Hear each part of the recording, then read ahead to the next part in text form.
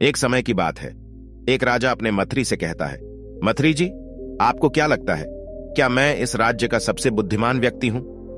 राजा का यह प्रश्न सुनकर मंत्री बड़ी विनम्रता से राजा से कहता है, हे राजन, ये राज्य आपका है। इस राज्य को आप चलाते हैं, आप इसे संभालते हैं, आप अपनी प्रजा का ध्यान देते हैं, तो आपसे ज्यादा बुद्धिमान व्यक्ति भला इस राज्य में और कौन हो सकता है?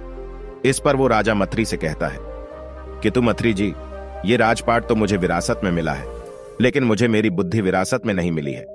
इसलिए मैं आपसे सच जानना चाहता हूं, क्या मैं सचमुच इस राज्य का बुद्धिमान व्यक्ति हूं या नहीं? इस पर मंत्री राजा के इस सवाल को टालते हुए कहता है, हे राजा, भला ये कैसा सवाल हुआ? आप इस राज्य के राजा हैं, तो आपसे बुद्धिमान व्यक्ति और कौन हो सकता है? इस पर राजा क्रोधित होते हुए मंत्री से कहता है, मंत्री जी, मैंने आपसे इस प्रश्न का सही सही जवाब मांगा है, इसलिए आप इसका सही सही जवाब दीजिए, अन्यथा मैं आपको मृत्यु दंड दे दूंगा। यह बात सुनकर मंत्री राजा से कहता है, हे राजन, यदि आप इसका सही सही जवाब चाहते हैं तो फिर सुनिए, आप इस राज्य के सबसे बुद्धिमान व्यक्ति नहीं हैं। यह बात सुनकर राजा और भी क्रोधित हो उठा, लेकिन राजा मन ही मन यह जानता था कि एक बुद्धिमान व्यक्ति कभी क्रोध नहीं करता। राजा ने जैसे तैसे अपने आप को शांत किया और फिर मंत्री से कहा, मंत्री जी, तो मुझे बताइए, आखिर एक बुद्धिमान व्यक्ति कैसा होता है, वो क्या सोचता है और उसके अंदर ऐसे क्या गुण होते हैं जो उसे बुद्धिमान बनाते हैं? इस पर मंत्री दोनों हाथ जोड़कर बड़ी विनम्रता से राजा से कहता है, हे राज, मैं एक बुद्धिमान व्यक्ति नहीं हूं, इसलिए मैं आपको उनके गुणों के बारे में, उनकी बुद्धिमत्ता के बारे में कुछ नहीं बता सकता। मैं तो एक साधारण सा व्यक्ति हूं, लेकिन यदि आप कहे तो हम उन्हें ढूंढ सकते हैं, जिससे हम उनके बारे में जान सकते हैं, समझ सकते हैं, उनके गुणों को पहचान सकते हैं। इस बार राजा ने कहा, मंत्री जी, आप सही कहते हैं, लेकिन हमें ढूंढने की कोई आवश्यकता नहीं है। आप पूरे राज्य में यह ढिढोरा पिटवा दीजिए कि जो भी बुद्धिमान व्यक्ति हो वो हमारे राज्य में आ जाए, उसे इस राज्य का राजा बुला रहा है। इस पर मंत्री राजा से कहता है, हे राजन, एक बुद्धिमान व्यक्ति कभी भी अपने आप को बुद्धिमान नहीं कहता। यदि हमने पूरे राज्य में यह ढिढोरा पिटवा दिया कि जो भी इस राज्य में बुद्धिमान है राजा से आकर मिले, तो हर मूर्ख व्यक्ति इस राज्य में आ जाएगा, वो आपसे मिलना चाहेगा, क्योंकि हर एक मूर्ख व्यक्ति अपनी अज्ञानता के कारण अपने आप को सबसे बड़ा बुद्धिमान ही मानता है, और वो अपनी बुद्धिमत्ता साबित करने के लिए वह यहाँ पर अवश्य आएगा, और वो अपने आप को साबित करने के लिए हर मुमकिन प्रयास भी करेगा। इसलिए यदि आप चाहते हैं कि आप सचमुच एक बुद्धिमान व्यक्ति से मिले, तो इसके लिए हमें कोई योजना बनानी पड़ेगी। इस पर राजा मंत्री से कहता है, योजना? किस प्रकार की योजना? इस पर मंत्री कहता है, हे राजा, मुझे कल तक का वक्त दीजिए, कल मैं आपको सारी बातें सही सही बता दूंगा। राजा कहता है, ठीक है, हम आपको कल तक का वक्त देते हैं। उसके बाद वह मंत्री रात भर केवल एक ही विचार में रहता है, क्या आखिर वो ऐसी कौन सी योजना बनाए जिससे इस राज्य का सबसे बुद्धिमान व्यक्ति राजा के पास आ जाए। रात भर केवल यही सोचता रहा। देखते ही देखते सुबह हो गए। एक बार फिर से राज दरबार लगा। मंत्री एक बार फिर से राज दरबार में पहुंचा और वहां पहुंचते ही वो राजा से कहता है, हे राजन, मैंने एक बहुत ही सुंदर योजना बनाई है। यदि हम इस योजना पर काम करेंगे तो अवश्य ही इस राज्य का सबसे बुद्धिमान व्यक्ति आपके पास अवश्य आएगा और हम उसे पकड़ सकते हैं। राजा बहुत प्रसन्न हुआ। राजा ने मंत्री से कहा, मंत्री जी बताइए, आखिर वो कौन सा तरीका है? इस पर मंत्री ने कहा, हे राजा, हम पूरे नगर में ये ढिढोरा पिटवा देते कि जो भी व्यक्ति हमारे राजा को कोई ऐसी बात बताएगा जो उन्होंने आज तक ना सुनी हो, तो हमारे राजा उसे 1000 सोने की मुद्राएं देंगे। ये बात सुनकर राजा थोड़ा सा क्रोधित हो उठा। राजा ने मंत्री से कहा, मंत्री जी, अब करना क्या चाहते हैं? आप क्या चाहते हैं कि मैं कंगाल हो जाऊं? ऐसे तो कई सारे लोग होंगे जो इस नगर में होंगे और उन्हें ऐसी कई सारी बातें पता होगी जो मैंने आज तक कभी नहीं सुनी होगी, तो क्या मैं उन सभी को 1000 स्वर्ण मुद्राएं देता फिरूंगा? इस तरह से हमारे राज्य का पूरा खजाना खाली हो जाएगा। इस पर वह मंत्री बड़ी विनम्रता से राजा से कहता है, हीरा जी, आप क्रोधित हूं, इसका भी तरीका है। जब भी आपसे कोई बात बताएगा तो बस आप इतना कह देना कि यह बात आपने पहले से ही सुन रखी है। यदि आप ऐसा करेगी तो आपको उसे 1000 सोने की मुद्राएं नहीं देनी पड़ेगी। इस प्रकार से आपके सामने कोई भी आवाज नहीं उठा पाएगा। लेकिन जब वह बुद्धिमान व्यक्ति आएगा तो हमारे पास कोई अवसर ही नहीं होगा, हमारे पास कोई और रास्ता ही नहीं होगा कि हमें उसे 1000 सोने की मुद्रा है देने ही पड़ेंगे। और जब वह व्यक्ति हमारे सामने आएगा तो हमें यह भी पता चल जाएगा कि वही इस राज्य का सबसे बुद्धिमान व्यक्ति, और फिर हमसे पकड़ लेंगे। राजा मथरी की बात अच्छी तरह से समझ चुका था। राजा ने मथरी को आदेश दिया कि जाओ और पूरे राज्य में ढिढोरा पिटवा दो कि जो भी हमें कोई नई बात बताएगा हम उसे 1000 स्वर्ण मुद्राएं देंगे। राजा की आदेश पर मथरी ने पूरे राज्य में ये ढिढोरा पिटवा दिया कि जो भी राजा को कोई नई बात बताएगा उसे राजा 1000 स्वर्ण मुद्राएं देंगे। यह बात सुनने के बाद नगर का हर एक व्यक्ति राज दरबार में आने लगा और वह राजा को कोई नई बात बताने का प्रयास करता। लेकिन जब भी राजा किसी की बात सुनता, हर एक व्यक्ति को केवल यही कहता था, ये बात तो मैंने पहले से ही सुन रखी है। देखते ही देखते ये बात दूसरे राज्यों में भी फैल गई और वहां से भी लोग आने लगे। हर कोई राजा को नई बात बताने का प्रयास करता, लेकिन आजा अपनी ही बात पर अडिग था। वह हर किसी के लिए केवल एक ही बात कहता, यह बात तो मैंने पहले से ही सुन रखी है, कोई नई बात बताओ। जिससे राजा को 1000 स्वर्ण मुद्राएं नहीं देनी पड़ती थी और कोई भी व्यक्ति राजा का विरोध भी नहीं कर पाता था। देखते ही देखते कई दिन बीत गए। तभी एक दिन एक व्यक्ति उस राज दरबार में आए। वहां पर आने के बाद वह राजा से कहता है, हे राजन, मैंने सुना है कि जब भी आपको कोई नई बात बताता है तो आप उसे 1000 स्वर्ण मुद्राएं देते हैं। राजा ने कहा, हाँ, लेकिन बात नहीं होनी चाहिए जो मैंने कभी ना सुनी हो, तभी मैं आपको 1000 स्वर्ण मुद्राएं दूंगा, अन्यथा आप यहां से जा सकते हैं। इस पर वह व्यक्ति अर्थात वह साधु राजा से कहता है, हे राजा, ठीक है, मैं आपको एक ऐसी बात बताता हूं जो आज तक आपने कभी नहीं सुनी होगी, क्योंकि ये बात मुझे मेरे दादाजी ने बताई थी। मेरे दादाजी बताया करते थे कि हमारे परदादा बहुत अमीर थे, उनके पास बेशुमार धन था और उस समय आपके परदादा इस राज्य को चलाया करते थे। शायद आपको इसके बारे में पता ना हो, लेकिन मेरे दादाजी ने इसके बारे में मुझे अच्छी तरह से बताया है। आपके परदादा का नाम भानु प्रताप सिंह था। यह बात उसी समय की है जब हमारे पूरे राज्य में अकाल पड़ा था, जिसके अदर लोगों को बहुत ज्यादा नुकसान हुआ। राजपाट और धन की कमी होने लगी, चारों तरफ भुखमरी जा चुकी थी, पूरे राज्य में त्राही त्राही मची थी। लेकिन उस वक्त भी मेरे परदादा बहुत अमीर थे, उनके पास बेशुमार धन था। और तभी आपके परदादा जी मेरे परदादा जी के पास पहुंचे और उन्होंने मेरे परदादा जी से 1000 स्वर्ण मुद्राएं उधार ली थी। मेरे परदादा जी मेरे दादाजी को बताया करते थे कि यदि उन्होंने वो 1000 स्वर्ण मुद्राएं हमें लौट आती होती तो इस तरह से हम गरीब ना होते। और आज देखिए, यदि मेरे परदादा जी ने आपके परदादा की मदद ना की होती तो आज हमारे पास भी बेशुमार धन होता, हम भी अमीर होते हैं। जिस कारण मेरे दादाजी और मेरे पिताजी ने गरीबी में अपना जीवन बिताया। और जब मुझे पता चला कि आप कोई नई बात बताने पर 1000 स्वर्ण मुद्राएं दे रहे हैं, तो मैंने सोचा क्यों ना मैं भी चल और आपको कोई नई बात बता दूं जिससे मुझे 1000 स्वर्ण मुद्राएं मिल जाए। इसलिए मैं आज आपको यह बात बताने यहां पर आ गया, ताकि आपको यह पुरानी बात पता चल सके, ताकि आपको यह पता चल सके कि आपके परदादाजी ने मेरे परदादाजी से 1000 स्वर्ण मुद्राएं उधार ली थी। पूरा राज दरबार ये सुनकर भौंचक रह गया। सभी लोग बड़े आश्चर्यचकित होकर राजा की तरफ देख रहे थे। उस साधु की आवाज सुनकर मथरी को भी यह पता चल चुका था कि नगर का यह व्यक्ति सबसे बुद्धिमान, क्योंकि अगर राजा यह कहता है कि मैंने यह बात कभी नहीं सुनी, तब भी उसे 1000 स्वर्ण मुद्राएं तो उसे देनी ही होगी। और यदि राजा यह कह देता है कि मैंने यह बात सुन रखी है, तब भी उस साधु को राजा को 1000 स्वर्ण मुद्राएं तो देनी ही होगी। अब राजा भी मन ही मन यह समझ चुका था कि यही है जो इस राज्य का सबसे बुद्धिमान व्यक्ति है। देखो, इसने मुझे कितने अच्छी तरह से फंसाया है। राजा तुरंत ही अपने सिंहासन से उठा और उन गुरु के चरणों में जा गिरा और उनसे कहने लगा, हे महाराज, मैं तो ये देखना चाहता था कि कोई व्यक्ति कितना बुद्धिमान हो सकता है। मैं ये जानना चाहता था कि क्या कोई व्यक्ति मुझसे भी बुद्धिमान हो सकता है। मैं और मेरा मंत्री एक बुद्धिमान व्यक्ति को पकड़ना चाहते थे, उनके गुणों के बारे में जानना चाहते थे, और आखिरकार हमने आपको पकड़ ही लिया। इतना कहते ही उन साधुओं को सारी बातें अच्छी तरह समझ में आ चुकी थीं। इस पर बरसात राजा से कहता है, हे राजन, मैं यहां पर 1000 स्वर्ण मुद्राएं लेने नहीं आया हूं। मैं तो इस खेल को खत्म करने आया था। जब से मैंने सुना है कि आपने पूरे नगर में यह ढिढोरा पिटवा दिया है कि जो भी आपको कोई नई बात बताएगा उसे आप 1000 स्वर्ण मुद्राएं देंगे, तब से नगर का हर एक व्यक्ति अपने सभी कामों को छोड़कर केवल इस काम में लग गया है कि वो आपको कोई नई बात बता सके। और यदि ऐसा ही चलता रहा तो हमारे राज्य का क्या होगा? हमारा राज्य तो पूरी तरह से नष्ट हो जाएगा।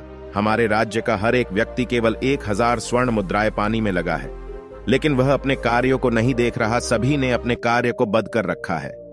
इस पर वह राजा उन साधु से क्षमा मांगते हुए कहता है, हे महाराज, मुझे मेरी इस गलती के लिए क्षमा कर दीजिए। मैंने नहीं सोचा था कि इसका परिणाम ये निकलेगा। मैं तो बस एक बुद्धिमान व्यक्ति को पकड़ना चाहता था, उसके बारे में जानना चाहता था, उसके गुणों के बारे में जानना चाहता था। इस पर वह साधु राजा से कहते हैं, ही राजा, एक बुद्धिमान व्यक्ति को पहचानना बहुत मुश्किल होता है, क्योंकि एक बुद्धिमान और एक मूर्ख व्यक्ति दोनों एक जैसे ही दिखते हैं, लेकिन दोनों में बहुत फर्क होता है। आज मैं तुमको कुछ ऐसी बातें बताने जा रहा हूं जो तुम्हें एक बुद्धिमान व्यक्ति का पता लगाने में तुम्हारी बहुत मदद करेगा, और यदि तुमने ये 7 बातें अपने जीवन में उतार ली तो तुम भी एक बुद्धिमान व्यक्ति बन सकते हो। इस पर वो राजा कहता है, हे महाराज, मुझे बताइए आखिर वो कौन से 7 बातें जिसे जानने के बाद मैं किसी भी बुद्धिमान व्यक्ति को पहचान सकता हूं, और तो और यदि उसे मैंने अपने जीवन में उतार लिया तो मैं भी इस राज्य का सबसे बुद्धिमान व्यक्ति बन सकता हूं। तभी प्रसाद महाराज राजा से कहते हैं, हे राजन, सबसे पहला काम जो एक बुद्धिमान व्यक्ति करता है वह अपने समय का सदुपयोग। एक बुद्धिमान व्यक्ति अपने कामों को अपने समय के अनुसार ही करता है, और तो और वो अपने बेवजह के समय, अपने खाली समय, अपने फालतू के समय को भी उपयोग में ले लेता है, और इसके लिए वो सबसे महत्वपूर्ण कामों को सबसे पहले करता है। इसलिए एक बुद्धिमान व्यक्ति अपने जीवन में समय को बहुत महत्व देते हुए लोग इस बात को जानते और अच्छी तरह समझते हैं कि इस दुनिया में समय ही एक ऐसी चीज है जो सबसे निश्चित मात्रा में और कभी भी और किसी भी तरीके से इसे बढ़ाया नहीं जा सकता। इसलिए वह हर काम की एक सूची बनाते हैं और उन्हें समय पर पूरा करते, और बुद्धिमान लोग कभी आलसी और अपने काम को टाल मटोल नहीं करते, क्योंकि वो जानते हैं कि एक व्यक्ति का सबसे बड़ा दुश्मन उसका आलस्य और काम को टाल मटोल करना है। इसलिए वो इन दोनों के कभी शिकार नहीं होते, बल्कि वो अपने काम को सही समय पर करने की आदत डालते हुए जानते हैं कि ये 2 आदतें इंसान को कभी आगे नहीं बढ़ने देती और वो अपने जीवन में कभी सफल नहीं हो पाता। आगे बस साधु उस राजा को अगली आदत बताते हुए कहते हैं, एक बुद्धिमान व्यक्ति हमेशा दूसरों की तारीफ करता है, दूसरों में अच्छाइयां ढूंढता है। वो कभी किसी की शिकायत नहीं करता, ना ही कभी किसी से एशिया करता है। इंसान गलतियों का पुतला होता है, इसलिए उसे माफ कर देते। जब भी कोई एक बुद्धिमान व्यक्ति के सामने कोई गलत कार्य करता है तो एक बुद्धिमान व्यक्ति उसे समझाता है, ना कि उस पर गुस्सा करता है, क्योंकि उसे पता है कि गलती इंसान से ही होती है, और बुद्धिमान व्यक्ति अपनी गलतियों से सीखता है। उससे वो अपने आप को और मजबूत बनाता है। एक बुद्धिमान व्यक्ति एक ही गलती को बार बार कभी नहीं दोहराता, क्योंकि वो अपनी गलती को सुधारता रहता है। वहीं पर दूसरी तरफ जो व्यक्ति मूर्ख है, वो बार बार एक ही गलती दोहराता है और कभी भी अपनी गलतियों से सीखने का प्रयास नहीं करता। वह कभी आगे बढ़ने का प्रयास नहीं करता। और एक बुद्धिमान व्यक्ति ना तो कभी अत्यधिक खुशी में फैसला लेता है और ना ही कभी दुखी होने पर फैसला लेता है, क्योंकि वो जानता है कि जब वो क्रोधित है, दुखी है, एशिया से भरा हुआ है, ऐसे समय पर कोई भी फैसला लेना उसके लिए अच्छा नहीं होगा। उसका परिणाम हमेशा गलत होगा। जैसे जब कोई व्यक्ति अत्यधिक क्रोधित होता है, ऐसे समय पर जब वो कोई फैसला लेता है तो उसका परिणाम हमेशा उसके लिए गलत ही निकलता है, जिसका पछतावा उसे बाद में होता है। ठीक उसी प्रकार जब हम अत्यधिक खुश होते हैं तो हम भावनाओं में आकर कोई ना कोई फैसला जरूर ले लेते हैं, और जिसके कारण हमें बाद में पछतावा होता है। इसलिए ऐसे समय पर हमें कभी भी कोई भी फैसला नहीं लेना चाहिए, और एक बुद्धिमान व्यक्ति इस बात को भली भांति जानता है। इसलिए जब भी उसे कोई फैसला लेना होता है, शांति से बैठकर सोच समझकर फैसला लेता है। उस फैसले के दोनों परिणाम क्या होंगे, अच्छा और बुरा, उन दोनों परिणाम के बारे में वो पहले से ही सोच लेता है, और उसके बाद ही वो एक निष्कर्ष पर पहुंचता है और एक फैसला ले लेता है, जिसका परिणाम हमेशा सुखद होता है, जिसका परिणाम हमेशा लाभदायक होता है। आगे बता दूं, उस राजा को अगली बात बताते हुए कहता है, एक बुद्धिमान व्यक्ति अपने मन की बातें कभी किसी को नहीं बताता, क्योंकि वो जानता है कि जो आज इसका मित्र है, कल वो उसका शत्रु भी बन सकता है, और वह उसके शत्रुओं से मिलकर उसके लिए और भी तकलीफें खड़ी कर सकता है। इसलिए चाहे उसकी कमजोरियां हो या फिर उसकी ताकत हो, वो कभी भी अपने मित्रों के साथ भी उसे साझा नहीं करता, क्योंकि उसे यह बात भली भांति पता है यदि उसने आज में आकर उसने किसी को भी यह बात बता दी तो वो आगे चलकर बुरा फंस सकता है, जिससे उसे आगे चलकर परेशानियां झेलनी पड़ सकती है, तकलीफ उठानी पड़ सकती है। जबकि एक आम इंसान हमेशा अपने जीवन में बार बार इसी गलती को दोहराता रहता है, बस अपने करीबी लोगों को अपनी कमजोरियां, अपनी ताकत, अपने घर के भेद बताने से चूकता नहीं है, और फिर बाद में इन्हीं सब के कारण तकलीफें झेलता है, दुख झेलता है, परेशानियां झेलता है, और फिर वो दूसरों को दोष देने लगता है, और वहीं पर एक बुद्धिमान व्यक्ति ये अच्छी तरह जानता है, यदि हम घर के भेद दूसरे को बताएंगे तो इससे हमारा ही घाटा है, इससे हमारा ही नुकसान है। आगे बस साधु राजा को 5वीं आदत बताते हुए कहते हैं कि एक बुद्धिमान व्यक्ति हर किसी से बातचीत करते हैं। ऐसा इसलिए करते हैं ताकि वह हर किसी का तजुर्बा पा सके।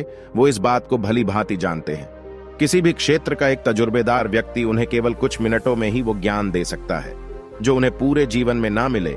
एक बुद्धिमान व्यक्ति किसी के जीवन में सफलताओं के साथ साथ असफलताओं से भी सीख लेता है, उन सभी बातों पर अमल करता है जो उसके सीखने लायक हो, क्योंकि एक व्यक्ति यदि अपने जीवन में सीखने की कोशिश करता है तो उसकी उम्र कम पड़ जाती है। महान चाणक्य नीति ये कहाँ है कि हमें दूसरे व्यक्तियों से सीखना चाहिए, उनकी सफलताओं से सीखना चाहिए और उनकी असफलताओं से भी हमें सीख लेनी चाहिए।